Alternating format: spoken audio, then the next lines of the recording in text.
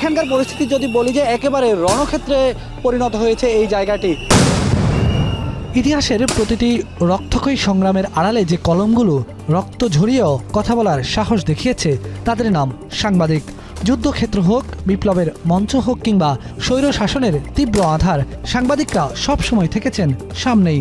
তাদের জীবন অনিশ্চয়তায় ঘেরা, অথচ সেই জীবনের মাঝেও তারা প্রতিনিয়তই রচনা করে যান তথ্যভিত্তিক মহাকাব্য। দেশজুড়ে গণমাধ্যমের এত সংগঠন, কিন্তু গণমাধ্যম কর্মীদের স্বার্থে কতটা কথা বলা যাচ্ছে? আবু সালে আকন, রিপোর্টারদের সবচেয়ে বড় এবং মর্যাদার সংগঠন ঢাকা রিপোর্টার্স ইউনিটির সভাপতি। তিনি বলছেন, প্রযুক্তির উৎকর্ষতায় গণমাধ্যমের অনেক বিবর্তন, কিন্তু সামাজিক যোগাযোগ মাধ্যমের গুজব গণমাধ্যমের জন্য একটা বিরাট হুমকি। এখন লিখতে পারি, কথা বলতে পারি, কেউ তুলে নিয়ে যাবে, কেউ গুম করবে, এই হুমকিটা অন্তত আসে না। যদি সাংবাদিক হতে হয় তাহলে তো লেখাপড়া শিখেই সাংবাদিক হতে হবে। আবার একজন স্নাতক কমপ্লিট করে সে কি 10-15 হাজার টাকা বেতনে চাকরি শুরু করবে? সেটা তো ঠিক না। অবাধ তথ্য প্রবাহের ক্ষেত্র যেমন সুবিধাজনক, তেমনি অসুবিধারও একটা বিষয় আছে। অসুবিধার বিষয় হলো যে সঠিক তথ্যটা যেভাবে এখানে দেয়া যায়, বেঠিক তথ্যটাও একইভাবে দেয়া যায়। এই ক্ষেত্রে এই জায়গাটায় উচিত নিয়ন্ত্রণ করা।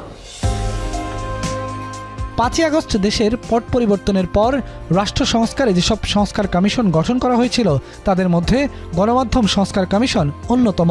এই কমিশন মোট 21টি পয়েন্টে গণমাধ্যমের সংস্কারে একগুচ্ছ প্রস্তাব দিয়েছে।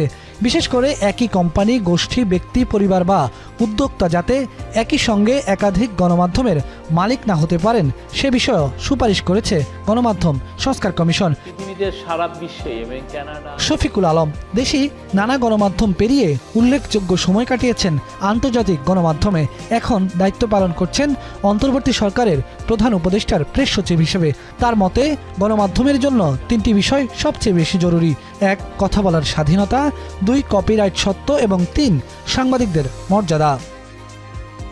আমার মনে হয় ওভারঅল আমি যখন আমার ফ্রেন্ডদেরকে দেখি, তাদের সাফারিংসটা দেখি, তাদের ফিউচার সিকিউর না, তারা জানেন না তিনি পেনশন পাবেন কিনা, তার গ্র্যাচুইটি থাকবে কিনা, তার প্রভিডেন্ট ফান্ডের টাকাটা যে কেটে রাখা হচ্ছে সেটা ইভেনচুয়ালি উনি পাবেন কিনা, এগুলো তো আছে। আর খুব হরহামেশা চাকরি চলে যায়, এটা আছে। আর সবচেয়ে বড় জিনিস যেই আপনি লাইফ স্প্যানে 30 বছর একটা জায়গায় চাকরি করতে চান, ওই 30 বছর আসলে এই পত্রিকাটা টিকবে কিনা সেটাও একটা বড় জিনিস। ফলে আমাদের দেখা যাচ্ছে যে পত্রিকা বা নিউজ মিডিয়ার শেলফ লাইফটাও খুব ছোট। আমেরিকায় দেখেন, একটা নিউ ইয়র্ক টাইমসের বয়স 150-200 বছর বয়স, লন্ডন টাইমসের বয়স 200 বছরের বেশি, 250 বছর। তো সবাই যখন লন্ডন টাইমসে ঢুকে তখন তার তো মনে হয় যে তার চাকরিটা সারা জীবন থাকবে। তা আমাদের এখানে তো সেটা হচ্ছে না। আমাদের এখানে অনেকে আজকে সে এই রেজিমের সময় একটা পত্রিকা আসলে দেখালো, পরের রেজিমে সে পত্রিকা টিকতেছেই না।